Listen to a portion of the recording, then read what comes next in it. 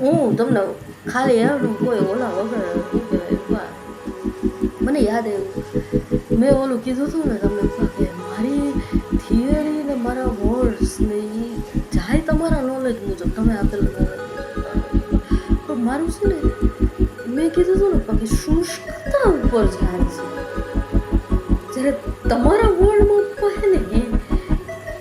એ સેન્સ્યુઆલિટી હોય છે એ ઓલી પીડીએફમાં મેં લખીને મોકલી કે મેં કીધું swim in the moment swim in the moment હું તો શબ્દ moment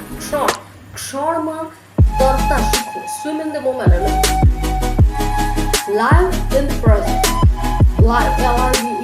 in the present moment તમે વર્તમાનમાં જીવતા શીખો અને વર્તમાનને માણતા શીખો સ્વિમ મતલબ કે તરો વર્તમાનની અંદર તરો સ્વિમ તમે એન્જોય કરો you enjoy the present moment what is before you you must be able to enjoy it. That enjoyment can come inside you. That enjoyment, if you are able to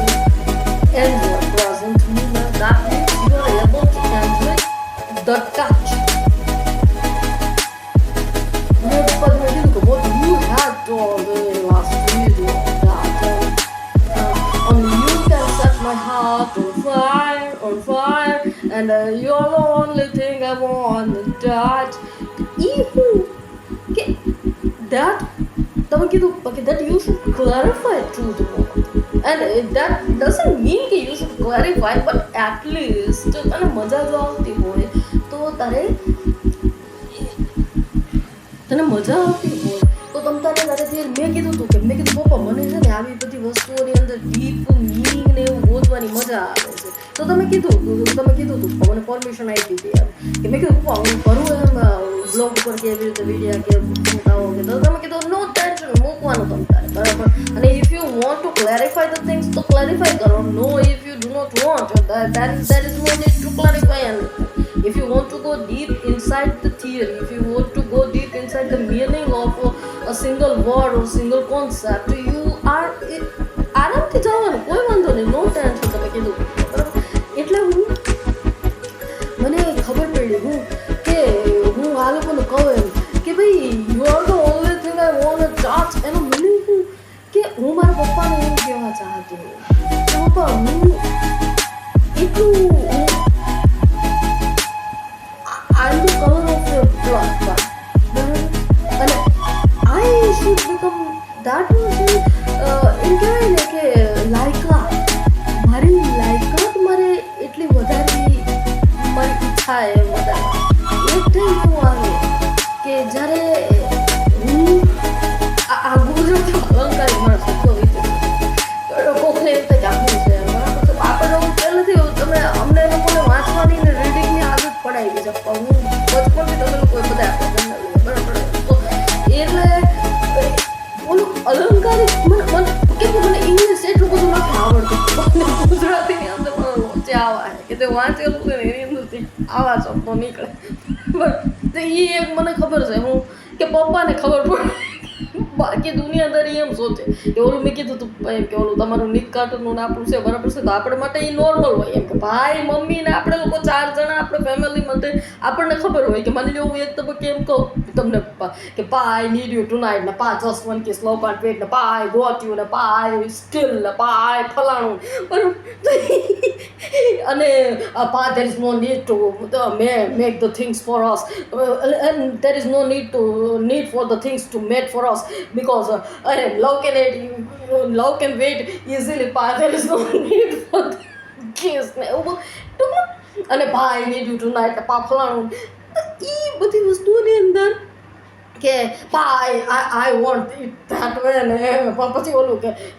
પા ઓલું કે છે ને હે no matter the distance I want you to અને પા I am living my life in your hand તો મેં કીધું છે કે ભાઈ મમ્મીને ભાઈને તમને આપણને બધાને ખબર પડે કે આપણી એ કલ્ચર છે આપણું એ હાઇટ છે બરાબર છે આવી રીતે આ વિસ્કીની બોટલો લઈને બરાબર તો પણ દુનિયા સાંભળે તો એ લોકોને તો હાર્ટ એટેક આવે કે આ છોકરી શું કહે છે તો એ આ મેં ઓલી લીટી કીધી ને હું ભૂલી જાય એટલે હું ફટાફટ બોલું છું કે લીટી કીધી ને મેં કે આ you are all thing I want Tak આ મને કહેવાની ઈચ્છા થઈ આ લોકોને કે ભાઈ એનો મતલબ એ છે સબાનાની અલંકારિક ભાષા કે એનો મતલબ એ શું કે ભાઈ હું ખુદ I am the colour of હું મારા પપ્પાને એમ કહું છું કે પા I am the colour of your blood બરાબર હું અમારી રગોમાં તમારું ખૂન વહે છે બરાબર છે ને અમે બાળકો તરીકે અમે લોકો એટલા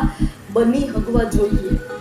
કે અમે છે ને અમારા માતા પિતાના દિલમાં સ્થાન મેળવી શકવા જોઈએ અમારા માતા પિતાના દિલને અમે સ્પર્શ કરી શકવા જોઈએ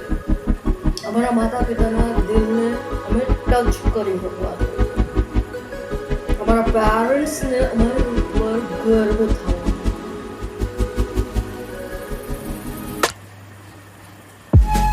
એ આવી અને એ મેં ઓલું જોયું ને કે મેન ઓફ ધ સ્ટીલ આ